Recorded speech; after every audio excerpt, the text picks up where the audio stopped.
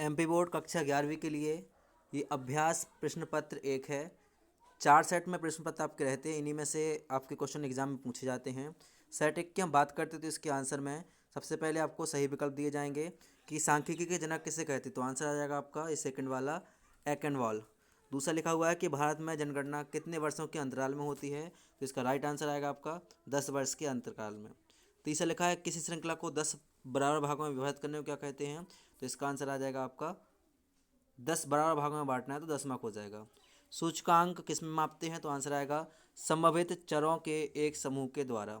इसके अलावा आपके और भी जो क्वेश्चन है, हरित क्रांति की में कौन सा बड़ा हुआ था, तो इसमें आएगा गेहूं और चावल। आर्थिक सुधार कब से चालू हुए थे, तो राइट आंसर आएगा 1991। इसके बाद हम बात करते हैं आपके रिक्त स्थान की, तो रिक्त स्थान में आपका सही जोड़ी की बात करते हैं। विश्व व्यापार संगठन की स्थापना कब हुई थी, राइट आंसर आपका आंसर आएगा 1995 में। सेकंड लिखा हुआ है शिक्षा का अधिकार कब आया हुआ था, तो ये आंसर आपका होगा 2009 में।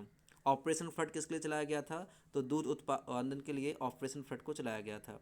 सांसद आदर्श ग्राम की योजना कब से चालू हुई थी, तो ये नरेंद्र मोदी की सरकार के द्वारा चालू की गई थी और सांसद आदर्श ग्राम की योजना चालू हुई थी अक्टूबर 2014 में। सारणी का अंग कौन सा होता है, तो इसमें आपको बताना होगा, ये आपके आंसर लिखे हुए हैं, तो इसमें सारणी का अंग आ जाएगा आपका माध्यिका।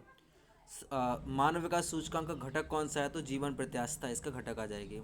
लास्ट में लिखा हुआ है कि श्रृंखला में सर्वाधिक आवृत्ति वाला मान कौन सा कहलाता है, तो ये होता है आपका बहुलक। आप इन सबको ध्यान से कर लीजिए, ये आपके रहेंगे एक शब्द में उत्तर, तो आप इनको ध्यान से कर लेना। जिस भी क्वेश्चन को आपका इसमें से सॉल्यूशन नहीं आता है तो कमेंट कर दीजिए, उसका मेरे द्वारा आपको आंसर दिया जाएगा। नेक्स्ट आगे देखिए, ये आपके क्वेश्चन रहेंगे सब 3 से 4 नंबर के। तो इसमें जो 3 से 4 नंबर में आपको क्वेश्चन दिखाए जा रहे हैं, वैश्विक ऊष्मा क्या है, ग्लोबल वार्मिंग। मानव विकास सूचकांक के विभिन्न घटक लिखिएगा। विशेष आर्थिक क्षेत्र किसे कहा गया है, सतत चर और विविक्त चर में अंतर बताना है। समांतर माध्य की इसमें क्या करना है, गणना करना है या माध्यिका की गणना करनी है। इसके अलावा और जो क्वेश्चन इसमें रहेंगे, तो निम्न चतुर्थक मान क्या है वो बताइएगा, या 1991 में आर्थिक सुधारों की आवश्यकता क्यों पड़ी, इसके बारे में बताना है। और लास्ट वाला क्वेश्चन जो रहेगा, इसमें आपको सामूहिक कीमत सूचकांक की गणना करनी है, मतलब इस पे आधारित आपके एग्जाम में क्वेश्चन आएंगे। बात करते हैं हम 2 नंबर की कौन से क्वेश्चन आपके एग्जाम में आएंगे, तो ये आपके रिक्त स्थान रहेंगे, मतलब 6 नंबर के रिक्त स्थान पूछे जाएंगे, 6 नंबर के आपके सही विकल्प आएंगे, सत्य असत्य आएंगे। तो आप इनको सभी को ध्यान से कर लीजिएगा, बहुत से क्वेश्चन इनमें से आपके एग्जाम में आएंगे।